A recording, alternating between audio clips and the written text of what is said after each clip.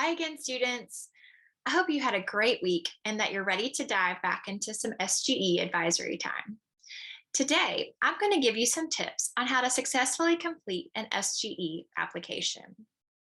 This year, you can access all applications through your grade level Google Classroom page and on the SGE table on the second floor of the main building. It is very important before you begin your application to figure out if your application needs to be completed as a paper copy only or online. Here are some other tips. First, read all of the instructions carefully and look for the application due date. Like I said, all applications for advertised programs can be found on your grade level Google Classroom page or on the SGE table on the second floor of the main building. If you find a program on your own, please look through the application to find the due date. It may be a good idea to write the due date down somewhere or put this into your Google Calendar so you will know when to turn in all parts of the application. Next, you need to see what all you will need to complete the application. Before you start entering anything in an online application, it is good to know whether or not you can save as you go. If you can't save as you go, then you will need to write down all of the information ahead of time so you can complete the application in one setting. This brings me to my next tip. Number 2, write a rough draft of any personal statements or short answers before submitting. It may seem easy just to fill in a short answer or essay section of the application as soon as you begin. But you don't want to submit a short answer or essay with spelling and grammar errors. There is nothing worse than sending off lots of typos and errors on an application. Please write your essay or short answer on a Google Doc and share that with your advisor or me for proofreading. After it has been proofread, then you can just copy and paste into the application when you're ready to submit it. On that topic, you may see a program that wants you to write a personal statement or essay on a topic in 500 words or less. Now, I know that sounds like a lot, but don't freak out. Did you know that 500 words is roughly the same as about 2 paragraphs that are 5 to 7 sentences long? It sounds like a lot of words, but you probably write that each day in your classes. If you feel stuck or want help writing a short answer or essay, please reach out to me or advisor, and we can schedule a time to meet together to discuss it. Number 3, please use your professional TSCS email address and full name on any applications. This may seem like common sense, but I just wanted to give you a friendly reminder. Please make sure to enter your full name, address, and use your TSCS student email address on any applications you complete. Don't use a random nickname that your family calls you or a personal email address. You want to show the most professional side of yourself when you apply to any and all SGEs. This is also why you want to ensure that you're using correct spelling and grammar. Step 4. Figure out if you will need a teacher recommendation or a transcript. Many programs may ask you to submit a teacher recommendation, counselor recommendation, or a transcript. For example, the Ag Discovery program requires 3 letters of recommendation.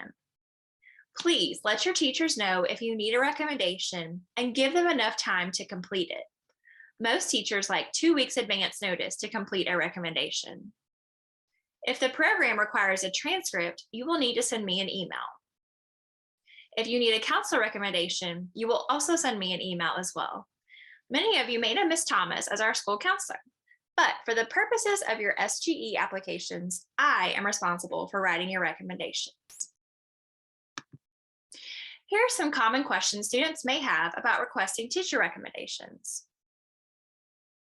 Number 1, I feel awkward asking my teacher for a recommendation. When is the best time for me to ask? The best time to ask a teacher for a letter of recommendation is before or after class. Asking during the middle of class is never the right time, as teachers are focused on teaching during that time. You can also send your teacher an email. No matter what, you should clearly tell the teacher the name of the program that you're applying to and explain that you need a recommendation. It can be also wise to share why you are asking that particular teacher. Always end the conversation by thanking the teacher. Writing a page-long letter of recommendation on behalf of students is a big addition to a teacher's heavy workload, so it is best to thank them for their effort. 2. So far, I'm applying to 3 SGEs, and I need a teacher recommendation for each program. Should I ask 3 different teachers, or should I keep on asking the same teacher? Even though it seems like you might be bugging the same teacher, it is better to consistently ask the same teacher for your recommendation. This is actually less work for a teacher. However, please listen. The only exception is if a program asks for a teacher from a specific content area to write your recommendation. An example of this may be a STEM program that wants a math and science teacher to write your recommendation. In that case, even if you did not initially ask them, you must get a recommendation from your math and science teacher. You should note that some college applications also specify wanting a specific teacher, math or English, to write recommendations. 3. How far in advance should I ask my teacher for a recommendation? Students, please listen. Your teachers are happy to write recommendations for you, but you must give them enough time to complete the recommendation. Do not wait until the last minute to ask them, and they can tell you no if you do not give them enough time. This is why it is so important to look through the application and see what you will need for the application to be complete. Please let your teacher know that you will need a recommendation at least 2 weeks in advance. If your application packet needs a hard copy letter of recommendation, you will see this form in the SGE packet. This is the form that you will give to your teacher to let them know that you need a recommendation. Please make sure to fill out your name and the program you are applying for, as well as the program due date. Now that you know how to successfully request letters of recommendation, we will now discuss writing short answers and essays. Seniors have told me that they've had to write 5, 10, maybe even 20 short answers and essays this year for college applications and scholarship applications. They also had to write a lot of short answers when they were applying to jobs as well. Students, if you take the SGE essay process seriously, these essays that you write will totally pay off your senior year and when you start looking for a job. Some students have even saved copies of many of their SGE short answers and essays so they could use them again in the future.